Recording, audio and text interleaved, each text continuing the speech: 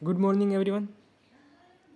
आज के सेशन में हम देखेंगे बहुपद के शून्यांक व गुणांक के बीच में संबंध देखेंगे। ठीक है, ये हमारे पास एक द्विघात बहुपद है। द्विघात बहुपद कैसे पता चला? हम जैसे कि हमने लास्ट क्लास में देखा, जितनी बड़ी घात है वह उसका बहुपद। जैसे यहाँ दो एक्स का स्क्वायर सबसे बड़ा स्क्वायर है, बाकी कोई नहीं। अगर यहाँ एक्स के ऊपर 3 क्यूब होता तो ये त्रिघात समीकरण होता, पर यहाँ सबसे बड़ी घात 2 है तो ये द्विघात बहुपद कहेंगे इसको।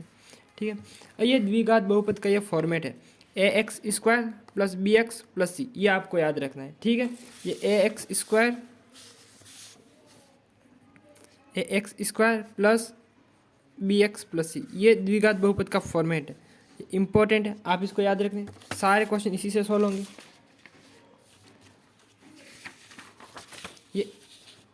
ये चर संख्या होती है और ये अचर संख्या।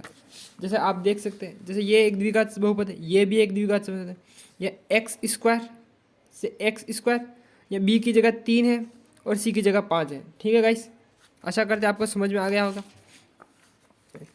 तो अब जब शून्यांकों का योग पूछे, अगर हमें ये वाला मेथड नहीं आता है तो हमें गुणनखंड करने पड़ेंगे।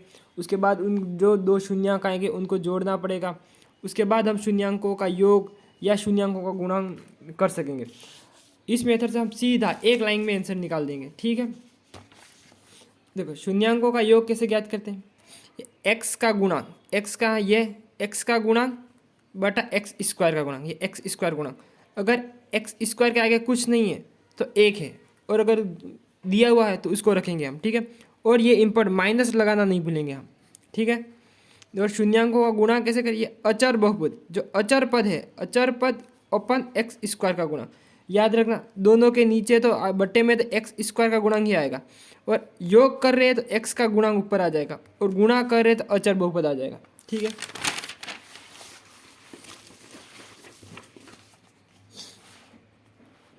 ये एक द्विघात बहुपद है, x square plus 7x plus 12। अब हमको इसमें निकालना है शून्यांकों का योग निकालना है। अगर हमें ये जो लास्ट वाला हमने सूत्र देखा, ये अगर ये नहीं आता है तो हमको फिर इनके दोनों के गुणनखंड विधि लगानी पड़ेगी, गुणनखंड करना पड़ेगा, बहुत डिफिकल्ट हो जाएगा। इससे अच्छा हम यहाँ पे इसको अप्लाई करते हैं। ठीक है, ये हमने लास्ट क्लास में देख चुके थे इनके गुणनखंड कैसे करते हैं। अब हम यहाँ सीधा लगा दे रहे योग, शून्यांकों का योग और शून्यांकों का गुणा करके देखते हैं। जैसे ये एक्स स्क्वायर था, ये समीकरण यहाँ पे, ये समीकरण हमने यहाँ पे लिख के रखी है। अब योग निकालना है। अगर शून्यांकों का योग पूछे तो हम वही सूत्र लगा देंगे। क्या? अचर मतलब ये 7 बटा यहाँ कुछ नहीं है तो 1, और आगे हो जाएगा माइनस, तो ये हो जाएगा बराबर -7 ही होगा। तो इस समीकरण, ये जो बहुपद दिया इसमें शून्यांकों का योग कितना? -7, और अगर गुणांक पूछता तो ये हो जाता ये 12 बटा कुछ नहीं है तो 1, तो ये हो जाता 12। कितना ईजी। और अगर हम यहाँ पे ये नहीं करते तो हम ये पूरा मेथड अप्लाई करना पड़ता। हम ये इसके गुणनखंड करने पड़ते, फिर x का मान -4 और x का मान -3 आता, फिर हम इन दोनों को जोड़ते तब जाके -7 आता, और गुणा 4 × 3 करते तब जाके 12 आता। इससे हमने सीधा शॉर्ट इस मेथड से कर लिया। देखिए गाइस, एक बार फिर समझ लिए। शून्यांकों का योग कैसे करेंगे? x का गुणांक, x कौन सा है यहाँ पे कि x का मान क्या? 7, तो यहाँ पे 7 लिख दिया, और एक्स स्क्वायर का गुणांक, एक्स स्क्वायर के आगे कुछ नहीं है तो मतलब हमने 1 मान लिया, तो 1, और हमने जैसे कहा ये सूत्र से ये माइनस, तो माइनस को नहीं भूलना हमें, तो ये -7 आ जाएगा। ठीक है, इसको सोल्व -7 है। और शून्यांकों का गुणा कैसे किया हमने? अचर पद बटा एक्स स्क्वायर गुणा। ये अचर पद कितना है? ये 12, मतलब सी का मान, जो द्विघात समीकरण था ये सी की जगह 12 है, तो 12 बट्टा 1, एक्स के आगे कुछ नहीं है तो 12 बट्टा 1 बराबर 12 हो गया।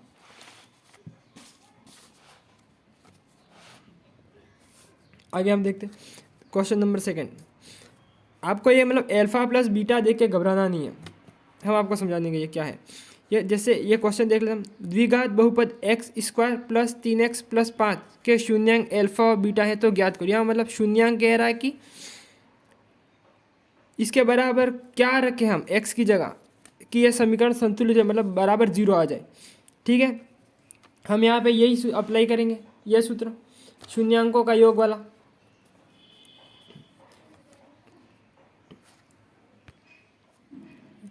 जैसे ये द्विघात बहुपद है, इसमें हम जैसे x का गुणांक रखेंगे, x का गुणांक कितना 3 बटा एक्स स्क्वायर का कुछ नहीं तो 1 और निशान से माइनस, सूत्र से माइनस, तो ये माइनस योग कितना होगा -3।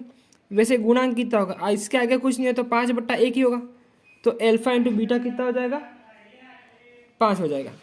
अब हम इसको 1 अल्फा प्लस 1 बीटा करते हैं।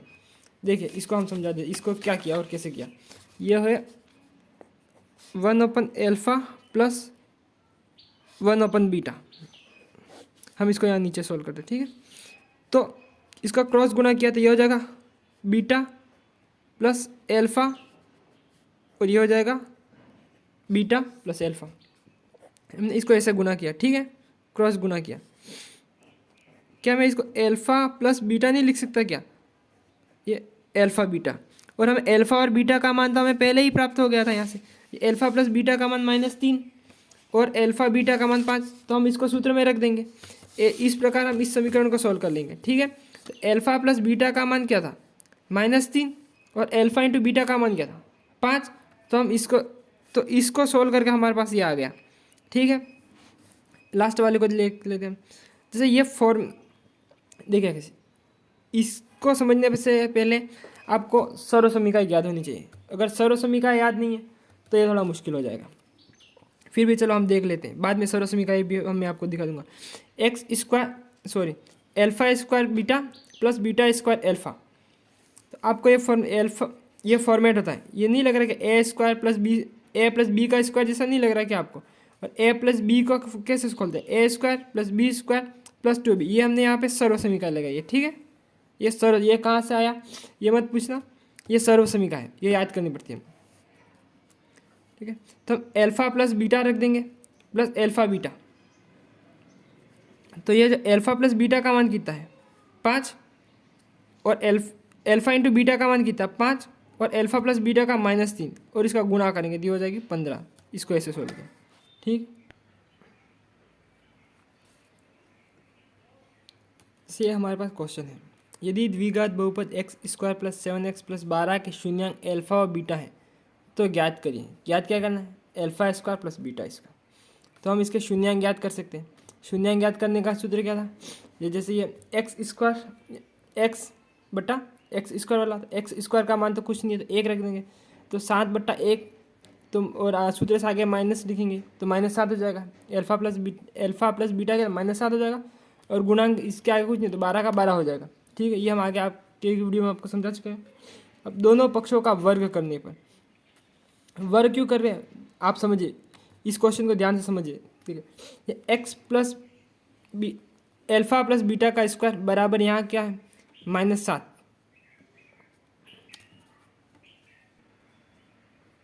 देखिए ये अल्फा प्लस बीटा बराबर -7 है, और हमें निकालना है alpha square plus beta square.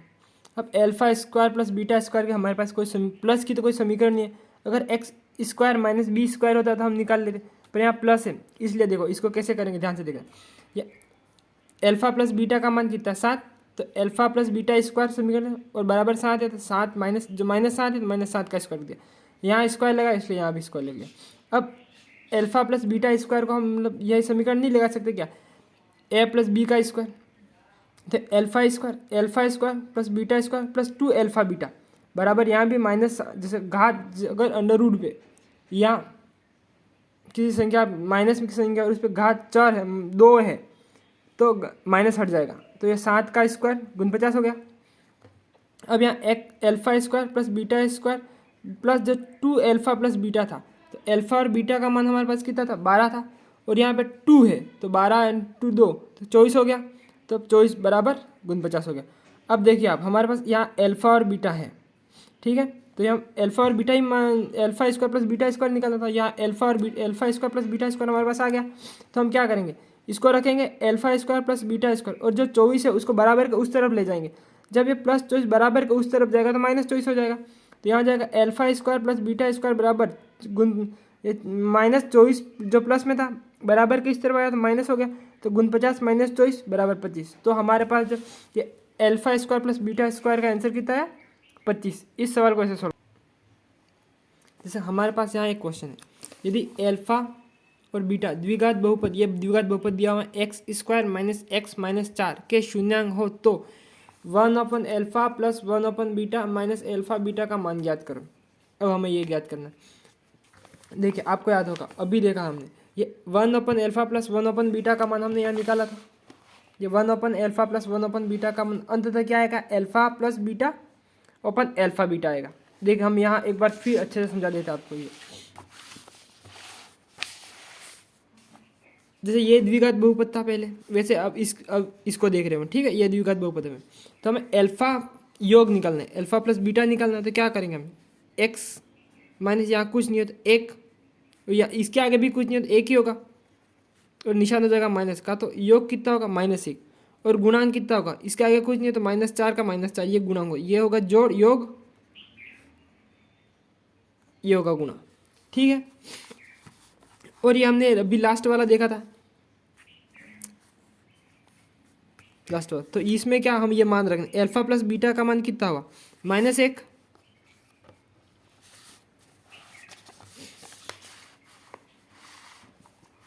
ठीक है। ये समझ में आ गया आपको। देखो ये एल्फा प्लस बीटा, एल्फा का मान कुछ नहीं है, मतलब एक्स के आगे कुछ नहीं है तो एक रख देंगे, और यहाँ भी एक्स स्क्वायर के आगे भी कुछ नहीं है तो एक रख देंगे, और सूत्र से माइनस, तो ये माइनस से माइनस कटा तो एक आ जाएगा।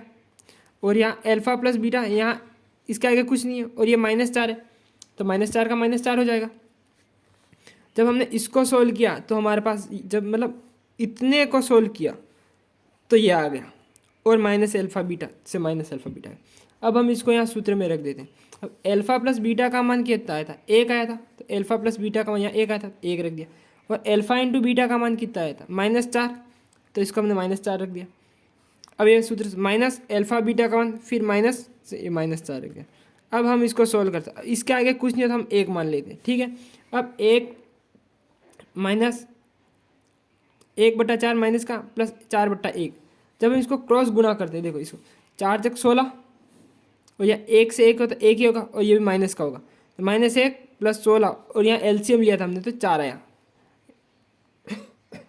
4 -1 + 16, तो क्या माइनस प्लस माइनस हो तो माइनस होगा, पर बड़ी संख्या आगे प्लस का निशान, तो ये 15 होगा प्लस का, और /4, तो यही इसका आंसर है।